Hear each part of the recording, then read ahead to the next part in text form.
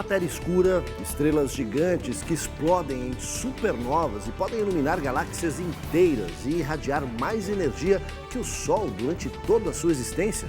E quando uma dessas gigantes morre, dá origem aos chamados buracos negros. São tantos os enigmas da ciência que os pesquisadores não conseguem escapar da seguinte constatação: quanto mais sabem, mais mistérios aparecem. Em relação ao homem, então, nem se fala. Como explicar que o genoma humano é 96% parecido com o de um chimpanzé e temos apenas 3 vezes mais neurônios do que um gorila? Veja essa, entre o DNA humano e o de uma banana, a semelhança é de 50%. Nessa edição do Matéria de Capa, vamos tratar de alguns dos maiores enigmas da ciência. Fique conosco nesta viagem pelo desconhecido. Uma das questões mais intrigantes para os cientistas é essa: do que é feito o universo? Se os átomos que formam tudo o que conhecemos representam apenas 5% do universo, isso significa que 95% faz parte do desconhecido. A resposta pode estar relacionada com a chamada matéria escura ou a dark matter. Há 80 anos, os cientistas se defrontaram com uma incrível descoberta: a existência da matéria escura, que poderia ser descrita de forma aproximada como uma espécie de cola gigantesca espalhada entre as galáxias e que as mantém unidas. Em 1933, o astrônomo suíço Fritz Zwicky foi o primeiro a constatar a existência de uma massa 400 vezes superior às galáxias então conhecidas. 3 anos depois, as observações foram confirmadas por outros estudiosos. Nas décadas seguintes, os cientistas concluíram que o cosmos é formado por 5% de matéria já conhecida, a maior parte hidrogênio e hélio, 23% de matéria escura e 72% de outro misterioso componente, a Dark Energy, ou energia escura. A descoberta dessa última força cósmica foi constatada pelo telescópio Planck, da Agência Espacial Europeia, ESA. A exata natureza da energia escura ainda é um enigma para os cientistas, mas há quem acredite que nela resiste a explicação para a permanente expansão do universo.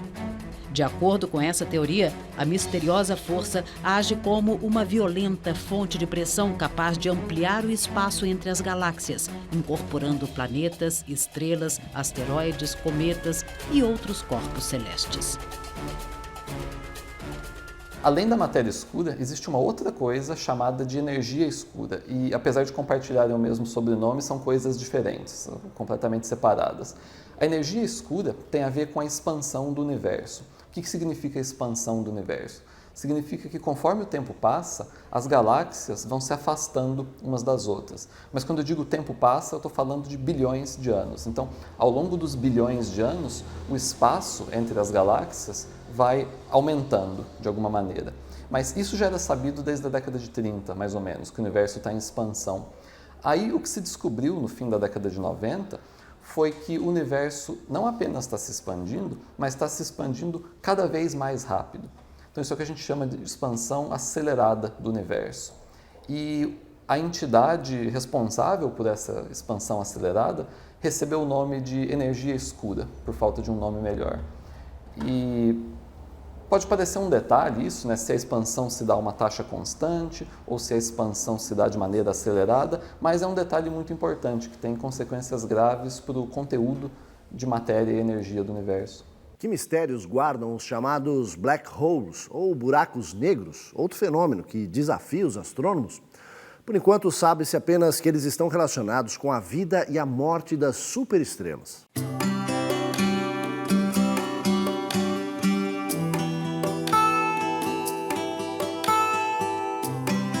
Olhando para o céu repleto de estrelas, tem-se a impressão de que elas vivem para sempre. Mas isso não é verdade. Uma estrela tem um tempo de vida que depende de sua massa.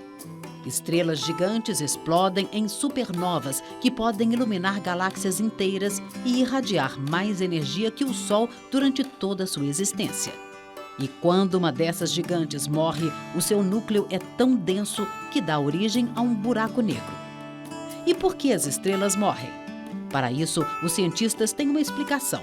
Como se fossem grandes indústrias químicas no cosmos, as estrelas passam toda a sua vida fundindo átomos de hidrogênio e hélio para formar elementos mais pesados, até o momento em que as gigantes explodem em supernovas e espalham o resultado da fusão pelo espaço, semeando o universo com uma nova geração de estrelas. Graças aos telescópios espaciais Hubble e Spitzer, os astrônomos puderam acompanhar esse processo como nunca antes haviam feito. Buracos negros são o que você pode chamar de restos mortais das estrelas, porque as estrelas não são eternas, né? As estrelas nascem e morrem. Então, as estrelas se formam a partir de nuvens de gás que existem na galáxia, aí elas brilham durante milhões ou bilhões de anos e elas morrem. E algumas estrelas, não todas, mas algumas, se transformam em buracos negros no fim da vida. Então esse é um tipo de buraco negro. Existe um outro tipo de buraco negro, que é milhões de vezes mais monstruoso, que são os buracos negros que residem nos centros de algumas galáxias. A nossa própria galáxia, a Via Láctea, tem um buraco negro desses, é o que a gente chama de um buraco negro supermassivo, porque a massa dele é equivalente a milhões de sóis. Pode parecer muito isso, milhões de sóis, mas lembra que a galáxia tem muitos bilhões de sóis. Então, alguns milhões comparados com muitos bilhões é até pouco. Então, o que eu quero dizer é que buracos negros são objetos extremamente interessantes e extremamente complicados e que, sim, têm efeitos importantes, mas efeitos locais, ou seja, eles têm efeitos importantes na sua vizinhança imediata, mas eles têm muito pouca importância para a dinâmica da galáxia como um todo. Por exemplo, eles não afetam a rotação da galáxia e muito menos o movimento de uma galáxia com relação a outras galáxias. Ao longo dos séculos, inúmeros cientistas perderam o sono tentando responder a essa questão. Como a vida começou na Terra? Há muitas teorias. Uma delas fala em algo que teria ocorrido há 4 bilhões de anos.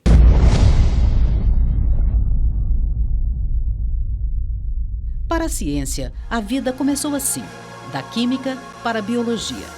Em outras palavras, uma reação química provocada por certos elementos que se juntaram, resultando em uma fórmula biológica. Isto teria ocorrido há cerca de 4 bilhões de anos, bem depois do Big Bang, a grande explosão que teria dado origem aos planetas, às estrelas e tudo o que conhecemos, há 13 bilhões e 700 milhões de anos.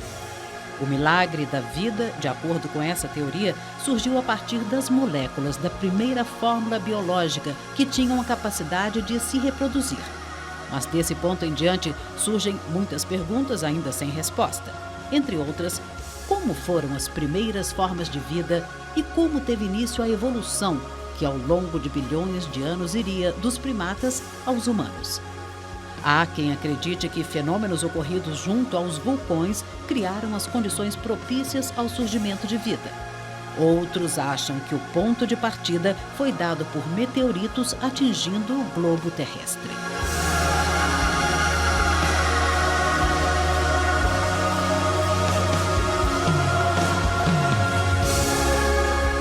Se os cientistas não param de descobrir novos planetas semelhantes à Terra, como descartar a possibilidade de vida extraterrestre? O que não faltam são olhos e ouvidos atentos a qualquer sinal que venha de outros mundos. Desde que foi descoberta por Galileu, há 4 séculos, mais exatamente em 1610, Europa sempre intrigou os cientistas. Por que tantos riscos em sua superfície? Existe um oceano sob a camada de gelo detectada pelos satélites. Caso exista, alguma forma de vida pode ser encontrada por lá? Para tentar responder a essas perguntas, a Agência Espacial Europeia, ESA, está preparando uma missão para a Europa a ser iniciada em 2022. Muito do que se sabe sobre essa lua deve-se à missão Galileu da NASA, lançada em 1989. Pouco menor do que a lua da Terra, ela tem uma superfície formada por rocha de silicato, coberta em alguns trechos por gelo. Europa é uma das chamadas luas galileias, em homenagem ao seu descobridor. As outras são Io, Ganimedes e Calisto.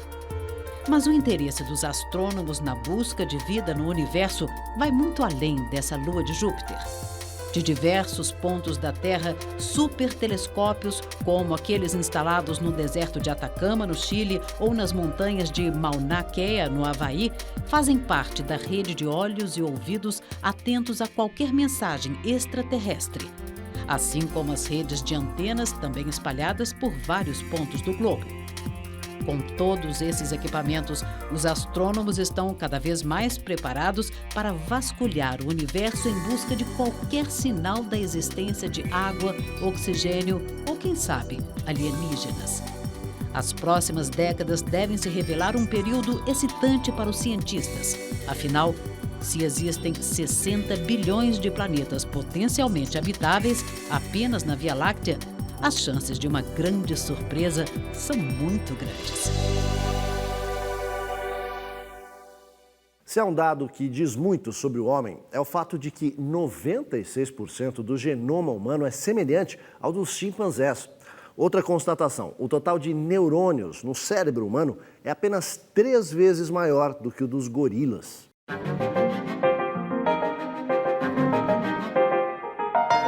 Não há como negar esse parentesco tão próximo. Se temos apenas 4% de diferença no genoma, qualquer semelhança não é mera coincidência. E para quem ainda deposita grandes expectativas em relação aos humanos, seguem outros dados. Temos 50% do DNA de uma banana, 60% de alguns insetos e 45% de certos répteis. Entre os mamíferos, a proporção é de 90% para o gato e 80% de uma vaca. Para uma drosófila, a comparação é de 60%. O que garantiu alguma vantagem aos humanos foi o desenvolvimento do cérebro e uma quantidade maior de neurônios. São bilhões deles a mais no homem. Além disso, no caso dos humanos, o que importa é a conexão entre os neurônios, o que permite a inteligência e o raciocínio.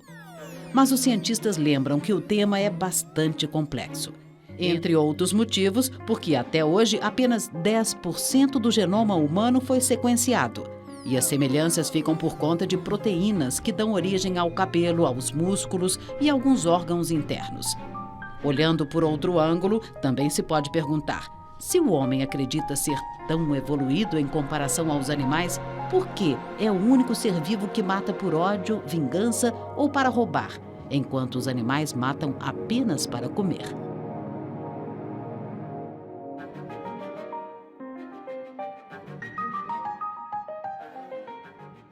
Outro enigma que a ciência tenta desvendar é como se forma a consciência humana. Como operam os sistemas de neurônios que atuam de forma integrada no cérebro, ampliando a percepção? O cérebro humano, a máquina mais sofisticada que existe no mundo e repleta de segredos. Um deles, como se forma a consciência.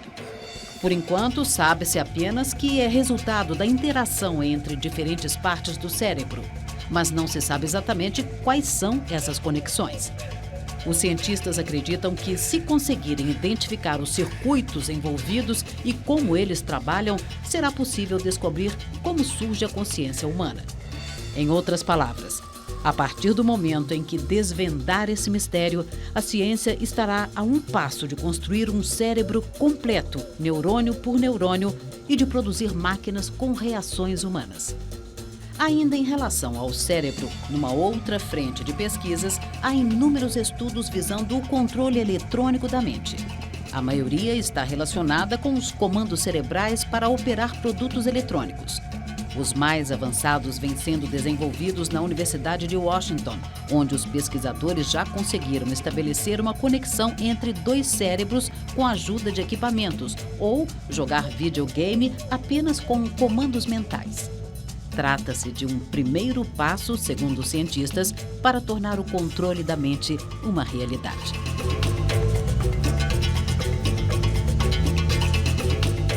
Pela lógica do universo, a se acreditar na teoria do Big Bang, o homem não deveria existir, nem os animais, nem as plantas. Isso tem a ver com o conceito de matéria e antimatéria, que vamos tentar traduzir aqui.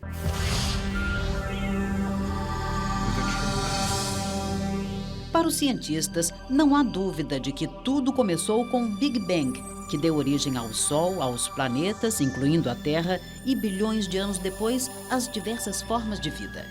Segundo essa mesma teoria, o Big Bang criou quantidades iguais de matéria, do que somos feitos, a exemplo de tudo que existe em nosso entorno, e de antimatéria. Acontece que a diferença entre matéria e antimatéria é apenas de carga elétrica. Quando as duas se juntam, transformam-se em energia. Isto significa que o universo deveria ser composto apenas de energia. Mas, em algum momento, a quantidade de matéria superou a de antimatéria, o que permitiu o surgimento de tudo o que conhecemos. Então, a grande questão é esta: como ocorreu essa mudança?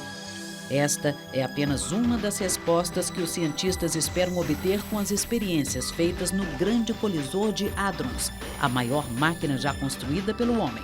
Um túnel de 27 quilômetros de comprimento, construído na fronteira entre a Suíça e a França, abriga o laboratório, onde se pretende reproduzir as condições que teriam dado origem ao Big Bang. O acelerador produz feixes de prótons e íons e provoca a colisão dessas partículas subatômicas em altíssima velocidade, fenômeno que teria provocado a grande explosão ocorrida há 13 bilhões e 700 milhões de anos. Os cientistas acreditam que o colisor de partículas pode nos dizer muito sobre o universo e como tudo começou.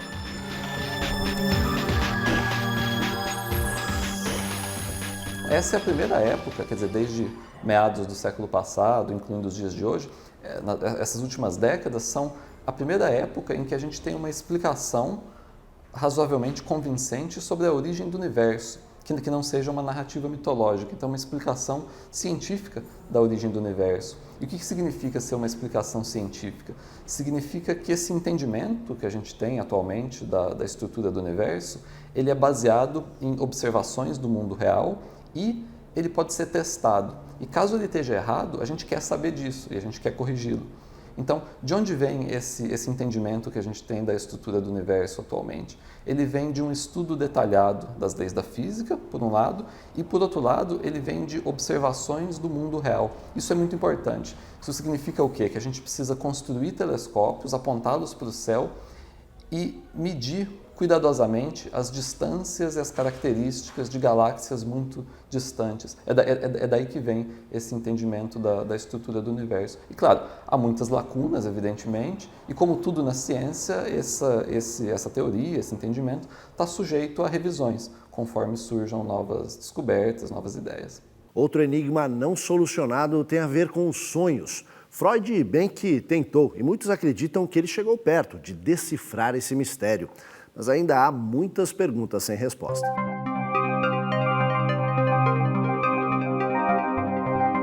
Passamos aproximadamente 1/3 de nossas vidas dormindo.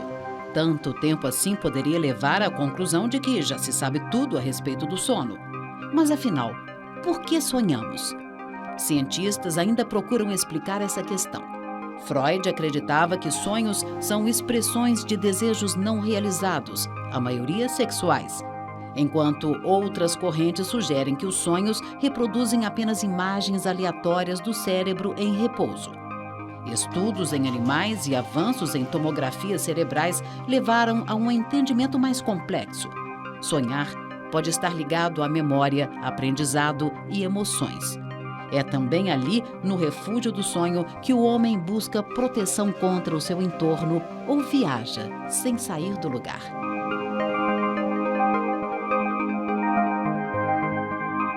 Em instantes, tirar energia de uma fonte abundante e renovável como a água ou reproduzir os processos existentes no interior das estrelas para produzir energia limpa e renovável? A gente volta já.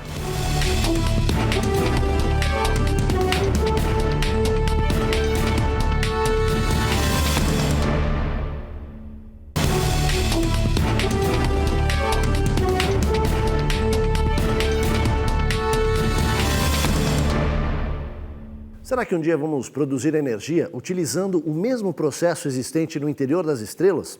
Ou será que a energia do futuro virá das moléculas da água?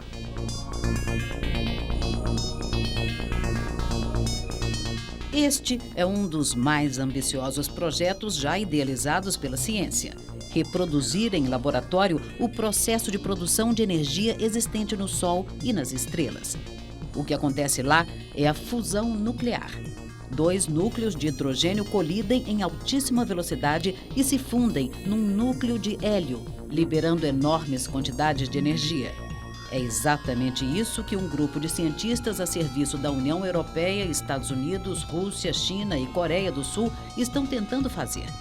São 2 os laboratórios onde a experiência será desenvolvida. Em Oxfordshire, no interior da Inglaterra, e neste outro, em Cadarache, na Provença, no sul da França.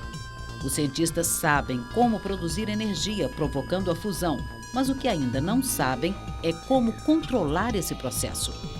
Basicamente, trata-se do mesmo princípio utilizado nas bombas de hidrogênio, só que as bombas são feitas para explodir e a energia que se busca agora deve ser utilizada na substituição dos combustíveis fósseis, como petróleo e gás.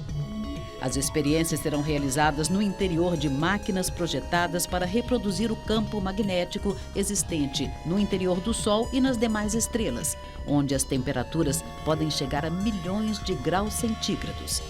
Trata-se de uma poderosa força repleta de perigos, se não for rigorosamente controlada. Num outro processo, os cientistas também estudam como fundir as moléculas de água, separando o hidrogênio do oxigênio, o que pode dar origem a uma energia limpa e praticamente inesgotável.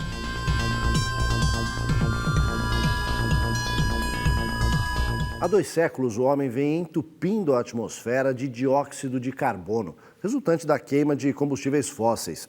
Entre as ideias para reverter esse processo, algumas beiram a ficção científica.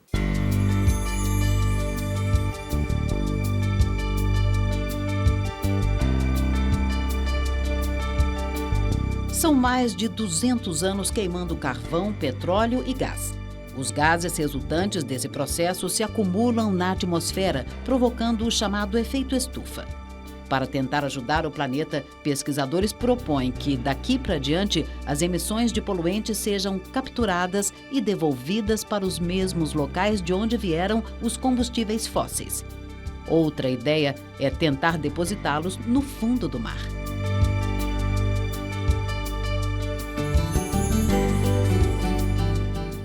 Não é curioso o fato de que o homem conhece mais do espaço extraterrestre do que dos oceanos?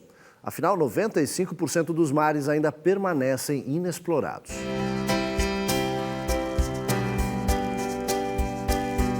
Chegar ao fundo dos oceanos é tão difícil que muitas expedições recorrem ao envio de veículos não tripulados para explorar a região.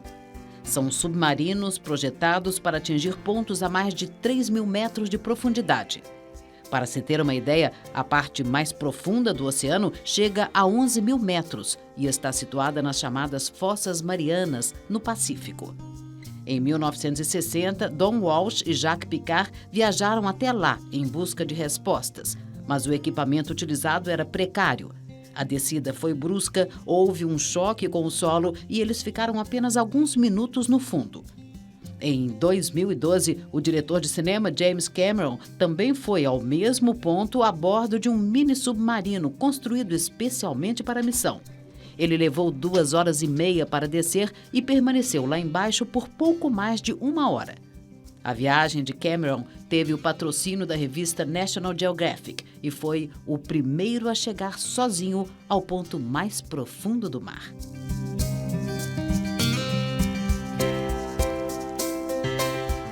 Daqui a pouco você está preparado para viver muito, mas muito além dos 100 anos? E mais, se a população do planeta não para de aumentar, onde colocar tanta gente? Marte pode ser a solução? A gente volta já.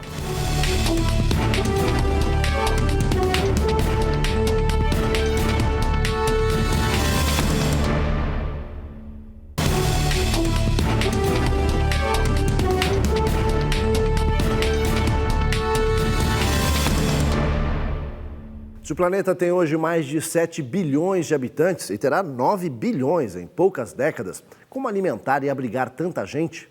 Há quem acredite que só estabelecendo colônias em Marte.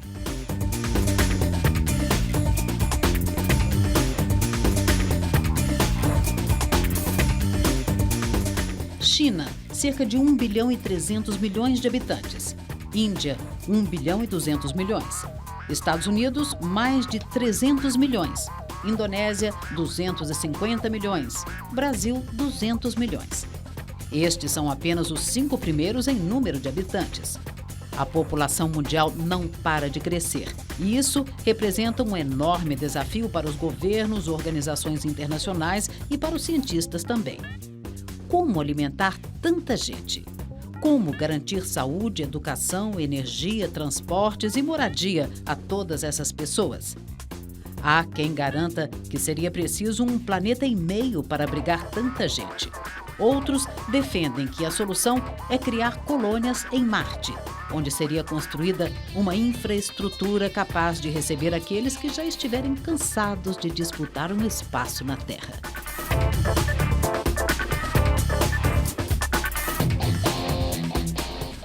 Se é uma questão que atormenta os cientistas, é da longevidade.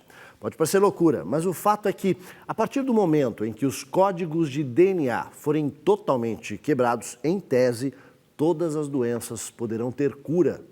Estará o homem preparado para viver para sempre?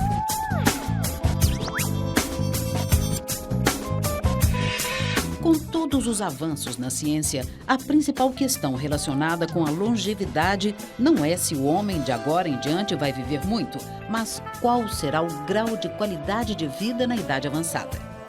Tendo em vista que boa parte das doenças associadas aos idosos tendem a ser curadas ou controladas, o aumento na expectativa de vida será uma realidade em todos os países.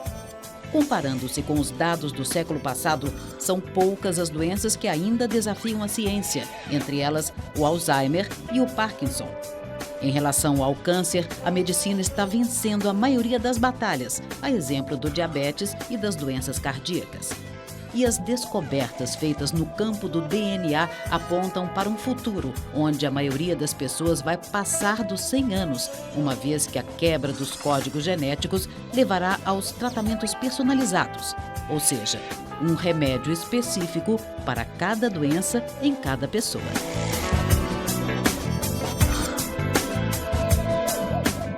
Quanto tempo será que a ciência ainda precisa para desvendar alguns desses enigmas? Ninguém discute que o século XX permitiu um aumento no volume de conhecimento sem precedentes em todos os campos da ciência. Mas também é um fato que muitos mistérios ainda desafiam a compreensão humana.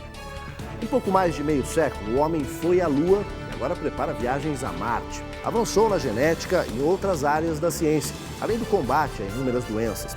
Levando-se em conta tudo isso, dá para ser otimista em relação a novas descobertas.